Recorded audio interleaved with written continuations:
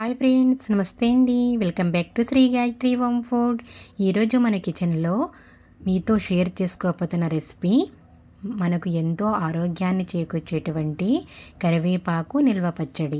మరి కరివేపాకు అనేది మనకి ఎన్నో ఆరోగ్య ప్రయోజనాలు అందిస్తుంది. ముఖ్యంగా జుట్టుకు మేలైన రక్షణ ఇచ్చి జుట్టు రాలటాన్ని తగ్గిస్తుంది. అలాగే గుండె సంబంధిత వ్యాధులకు, కొలెస్ట్రాల్ లెవెల్ని తగ్గించడంలో కరివేపాకు అనేది చాలా చాలా యూస్ఫుల్గా పనిచేస్తుంది. మరి ఇన్ని ఆరోగ్య ప్రయోజనాలు ఉన్నటువంటి కరివేపాకుతో పర్ఫెక్ట్ కొలతలతో మనం పచ్చడి అనేది ప్రిపేర్ చేస్తే చాలా చాలా రుచిగా ఉంటుంది. అలాగే 2 నుంచి 3 నెలల వరకు కూడా స్టోర్ చేసుకోవచ్చు ఈ పచ్చడిని. మరి ఇంత మంచి రుచిటువంటి కరివేపాకు పచ్చడిని ఎలా ప్రిపేర్ చేయాలో ఈ వీడియోలో చూపిస్తాను, చూసేయండి. దానికోసం ఇక్కడ నేను 2 కట్టల వరకు కరివేపాకు తీసుకున్నాను. ఇలా ఈ కరివేపాకుని మనం నీట్గా శుభ్రంగా 2 నుంచి 3 సార్లు వాష్ చేసుకున్న తర్వాత ఒక పొడి క్లాత్పై వేసుకుని 3 నుంచి 4 గంటల వరకు ఆరబెట్టుకోవాలి. ఎండలో అయినా ఆరబెట్టుకోవచ్చు, ఫ్యాన్ గాలికైనా ఆరబెట్టుకోవచ్చు. కరివేపాకులో తడి అనేది ఏమాత్రం లేకుండా ఆరబెట్టుకోవాలి. ఇలా పొడి పొడిగా ఆరిన తర్వాత కరివేపాకుని మనం 1 కప్ కొలతలతో మెజర్మెంట్స్తో కొలుచుకోవాలి. ఇక్కడ నేను ఒక చిన్న కప్తో అయితే కరివేపాకుని కొలుచుకుంటున్నాను. కరివేపాకుని గిన్నెలో మొత్తం ఇలా లోపలికి ఒత్తుకుంటూ కొలుచుకోండి. ఇలా మనం కప్ కొలతలతో ప్రిపేర్ చేయడం వల్ల పచ్చడి అనేది పర్ఫెక్ట్గా రెడీ అవుతుంది, మంచి రుచి ఉంటుంది. ఇక్కడ నేను తీసుకున్నటువంటి కరివేపాకు 3 కప్స్ వరకు అయ్యింది.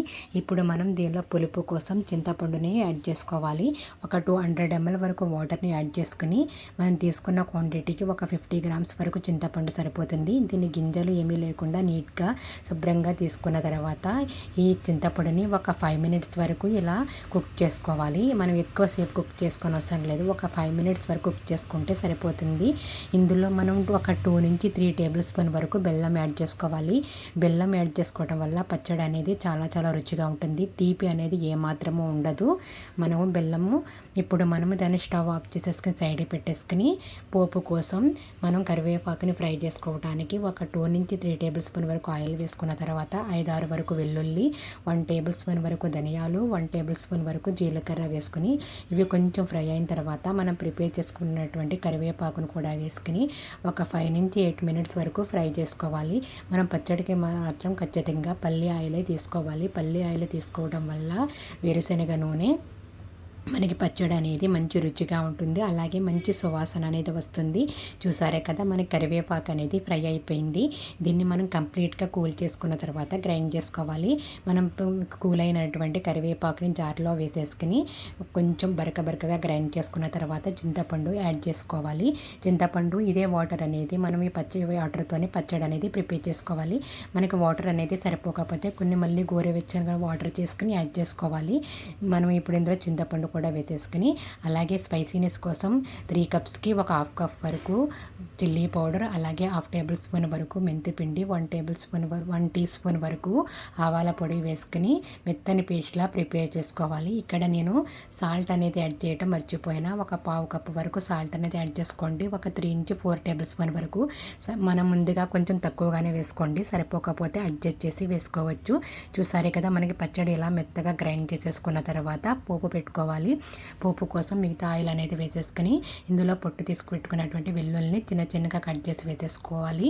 వెల్లుల్లి వేసుకున్న తర్వాత ఒక 2 tablespoon వరకు పచ్చిశనగపప్పు వేసుకుని ఇవి దోరగా ఫ్రై అయిన తర్వాత పోపు దినుసులు, ఆవాలు, జీలకర్ర, ఎండుమిర్చి, కరివేపాకు, కొంచెం చిటికెడంత ఇంగువ కూడా వేసుకుని పోపు మొత్తం బాగా ఫ్రై అయిన తర్వాత మనం ముందుగా ప్రిపేర్ చేసి పెట్టుకున్నటువంటి పచ్చడిని కూడా ఇందులో వేసేసుకుని ఒక 5 minutes వరకు కుక్ చేసుకోవాలి.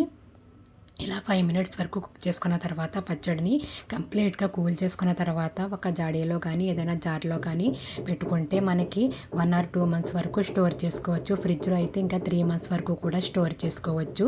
చూసారే కదా, మనకి పచ్చడి అనేది రెడీ అయిపోయింది.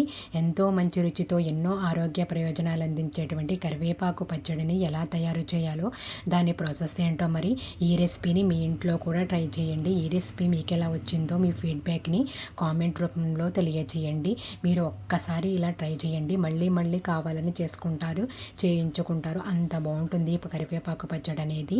మరి ఈ మరిన్ని tasty and healthy interesting recipes కోసం మన శ్రీ గాయత్రి హోమ్ ఫుడ్ ఛానల్ని అయితే తప్పకుండా సబ్స్క్రైబ్ చేసుకోండి.